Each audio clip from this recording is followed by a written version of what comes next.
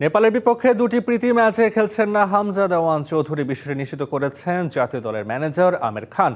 ইনজুরিতে পড়ায় তাকে নিয়ে আর কোনো ঝুঁকি নিতে চাইছে না টিম ম্যানেজমেন্ট। এদিকে চোটে পড়েছেন আরেক ফুটবলার ফয়সাল আহমেদ ফাহিমও। দুটি প্রীতি ম্যাচ খেলতে আগামীকালই নেপালের উদ্দেশ্যে ঢাকা ছাড়বে বাংলাদেশ দল। বেশ কয়েকদিন ধরে আলোচনায় হামজা দেওয়ান চৌধুরী। নেপালের বিপক্ষে দুটি প্রীতি ম্যাচকে সামনে রেখে এই তারকা খেলবেন কি খেলবেন না তা নিয়ে তৈরি হয়েছে ধোঁয়াশা। অবশেষে জানা গেল নেপাল ম্যাচে পাওয়া যাবে না এই লেস্টার সিটি তারকাকে। ইএফএল চ্যাম্পিয়নশিপ লিগে বার্মিংহামের বিপক্ষে খেলতে গিয়ে আঘাত পেয়ে মাঠ ছেড়েছিল হামজা, কিন্তু সেই চোট কতটা গুরুতর তা এখনও নিশ্চিত করা যায়নি। সামনে এশিয়া কাপ বাছাইয়ে হংকংয়ের বিপক্ষে গুরুত্বপূর্ণ ম্যাচ, তাই তাকে নিয়ে কোনো ঝুঁকি নিতে চাইছে না বাফুফে। আমরা বলতে পারি যে হামজা আসছে না।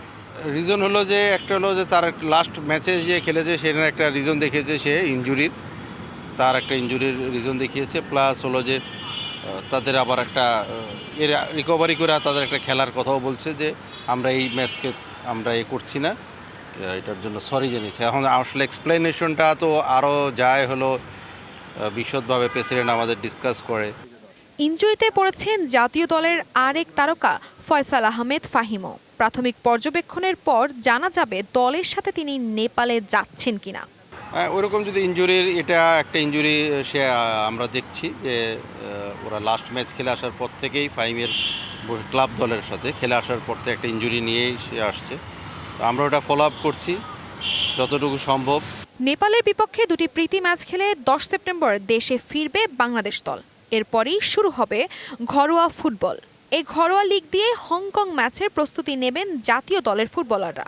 ঘরোয়া মৌসুমের উপরে বেস করে তখন কে বা কারা ফিট হবে সেটা আপনার কোচ যারা আছে তারা সেটা মেনটেন করবে, দেখবে, পর্যালোচনা করে ওই হংকংয়ের ম্যাচে যারা এখানে পারফর্ম করছে তাদেরকে নিয়ে অ্যানালাইসিস করে ওইটার জন্য প্রিপারেশন নেবে।